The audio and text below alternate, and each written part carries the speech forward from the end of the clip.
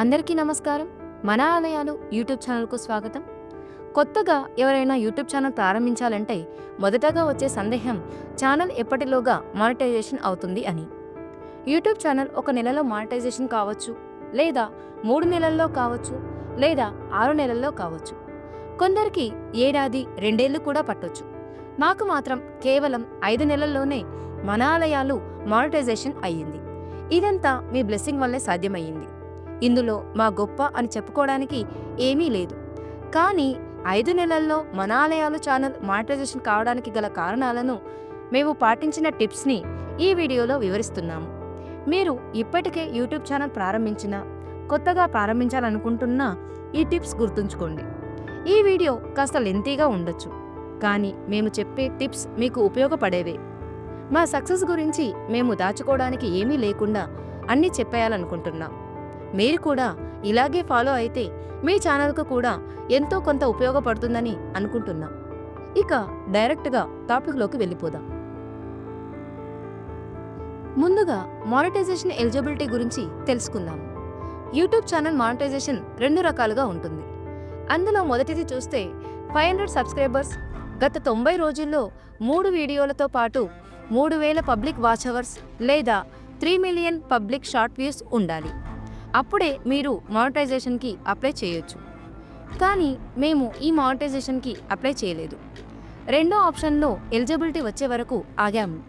అదేంటో చూస్తే 1000 సబ్స్క్రైబర్స్, గత 365 రోజుల్లో 4000 గంటల పబ్లిక్ వాచ్ అవర్స్ లేదా 10 మిలియన్ పబ్లిక్ షార్ట్ వ్యూస్ ఉండాలి.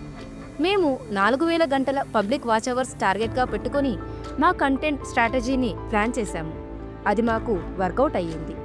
కాబట్టి 5 నెలల్లో మా ఛానల్ మానిటైజేషన్ అయ్యింది. ఇక మేము ఫాలో అయిన రెండో అంశం కాపీరైట్ కంటెంట్ వాడకపోవడమే. ఎట్టి పరిస్థితుల్లో మా ఛానల్లో కాపీరైట్ కంటెంట్ వాడకూడదని నిర్ణయించుకున్నాం. పబ్లిక్ డొమైన్లో ఉన్న వీడియోస్, మేము స్వయంగా షూట్ చేసిన వీడియోస్ మాత్రమే మా వీడియోలకు ఉపయోగించాం. మాది ఫేస్లెస్ ఛానల్ కదా, అందుకే వాయిస్ ఓవర్ పైనే ఆధారపడి మా వీడియోస్ చేశాము.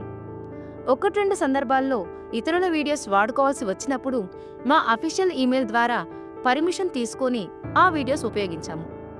భవిష్యత్తులో ఎప్పుడైనా ఏదైనా ఇబ్బంది వస్తే మేము ముందే పర్మిషన్ తీసుకున్నాం కాబట్టి దానివల్ల మాకు పెద్ద సమస్య ఉండదు అనిపించింది. అందుకే మీరు కూడా మీ ఛానల్లో ఎట్టి పరిస్థితుల్లో ఇతరుల కంటెంట్ ఉపయోగించవద్దు. మేము ఫాలో అయిన మూడో టిప్ కన్సిస్టెన్సీ, అంటే స్థిరత్వం. మేము యూట్యూబ్ ఛానల్ ప్రారంభించినప్పుడే వారానికి 1 వీడియో, 3 షార్ట్స్ అప్లోడ్ చేయాలనుకున్నాం. ఇదే స్ట్రాటజీ ఫాలో అయ్యాం. అయితే వీలున్నప్పుడల్లా వారానికి 2 వీడియోస్, రోజుకో షార్ట్ అప్లోడ్ చేస్తూ వెళ్ళాం. ఎక్కువ రోజులు గ్యాప్ రాకుండా చూసుకున్నాం. కాబట్టి మా సబ్స్క్రైబర్స్కి ఎప్పుడు చూసినా కొత్త కంటెంట్ ఏదో ఒకటి కనిపిస్తూ వచ్చింది. మమ్మల్ని ఆదరించడానికి ఇది కూడా ఒక కారణం.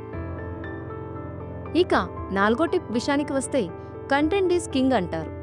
అవును కదా, ఇది అక్షరాల నిజం. కంటెంట్లో దమ్ముంటే చాలు, సబ్స్క్రైబర్స్ మనల్ని ఆదరిస్తారు. మా విషయంలోనూ అదే జరిగింది. మేము యూట్యూబ్లో కొత్త ఛానల్ కాబట్టి అప్పుడప్పుడు కాస్త ఇబ్బంది పడ్డాం. కానీ మంచి కంటెంట్ ఇవ్వడానికే ప్రయత్నిస్తూ ఉన్నాం. ఇకపై ప్రయత్నిస్తూనే ఉంటాం. ఇక 5వ టిప్ క్వాలిటీ గురించి. క్వాలిటీ అంటే ఇక్కడ 2 రకాలుగా గమనించాలి. ఒకటి, కంటెంట్లో క్వాలిటీ ఉండాలి. మంచి కంటెంట్ ఇవ్వడానికి రీసెర్చ్ చేయడం తప్పనిసరి. మనం చూపే వీడియోల్లో క్వాలిటీ ఉండాలి. కొత్త ఛానల్ కాబట్టి మేము ఖరీదైన కెమెరాలను, యాక్సెసరీస్ని ఏమీ ఉపయోగించలేదు. జస్ట్ మా దగ్గర ఉన్న మొబైల్ ఫోన్తోనే వీడియోస్ షూట్ చేశాం. 1000 రూపాయల లోపు ఒక మైక్, 200 రూపాయల మొబైల్ స్టాండ్ మాత్రమే కొన్నాం. కాన్వా సబ్స్క్రిప్షన్ తీసుకున్నాం. ఇదే మా ఇన్వెస్ట్మెంట్ అండి. వీటితోనే మంచి క్వాలిటీ వీడియోస్ ఇవ్వడానికి ట్రై చేస్తున్నాము. కొత్తగా ఛానల్ ప్రారంభించే వాళ్ళు ముందే ఖరీదైన కెమెరాలను కొనాల్సిన అవసరం లేదు. ఇప్పుడు చాలా మొబైల్స్లో మంచి కెమెరాలు వస్తున్నాయి కాబట్టి అలాంటి ఒక మొబైల్ ఉంటే సరిపోతుంది. 6వ టిప్ క్వాంటిటీ గురించి. క్వాంటిటీ అంటే ఎన్ని వీడియోస్ అప్లోడ్ చేయాలని. మంచి క్వాలిటీతో వారానికి 1 వీడియో అప్లోడ్ చేసినా చాలని చెప్తుంటారు.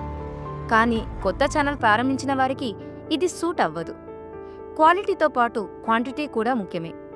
మీ సబ్స్క్రైబర్స్కి మీ ఛానల్ అలవాటు చేయడానికి వారానికి ఒక వీడియో అస్సలు సరిపోదు. కనీసం 4-5 వీడియోలైనా అప్లోడ్ చేయాలి. ఫుల్ వీడియో అప్లోడ్ చేసే పరిస్థితి లేకపోతే అప్పుడప్పుడు షార్ట్స్ అయినా అప్లోడ్ చేయండి చాలు. మీరు ఎంత ఎక్కువ కంటెంట్ చేస్తూ పోతే మీ తప్పుల్ని అంత త్వరగా సరిదిద్దుకునే అవకాశం ఉంటుంది. ఇక 7వ టిప్ విషయానికి వస్తే ఛానల్ యొక్క బ్రాండ్. యూట్యూబ్ ఛానల్కు ఓ మంచి టైటిల్ సెలెక్ట్ చేయండి. మంచి లోగో క్రియేట్ చేయండి. కలర్ కాంబినేషన్లో మంచి రిచ్ లుక్ ఉండేలా చూసుకోండి. మన ఛానల్ ఎదిగే కొద్దీ ఇవే మన బ్రాండ్గా మారిపోతాయి. ఏదో ఒక పేరు, ఏదో ఒక లోగో అని లైట్ తీసుకోవద్దు. ఆగండి, వీడియో పూర్తయింది కదా అని చెప్పేసి బ్యాక్ బటన్ ప్రెస్ చేస్తున్నారా? మా ఛానల్ను సబ్స్క్రైబ్ చేయడం మర్చిపోయారా? అయితే ముందుగా మా ఛానల్ని సబ్స్క్రైబ్ చేయండి, లైక్ చేయండి, షేర్ చేయండి. ఇవండి మన ఆలయాలు యూట్యూబ్ ఛానల్ విషయంలో మేము ఫాలో అయిన టిప్స్. వీటిలో కొన్నైనా మీకు ఉపయోగపడతాయి అనుకుంటున్నాము. ఏవైనా డౌట్స్ ఉంటే కామెంట్స్లో అడగండి. మీ ఆదరణతో మేము త్వరలోనే మరో మైలురాయికి చేరుకోవాలని ఆశిస్తున్నాము. ధన్యవాదాలు.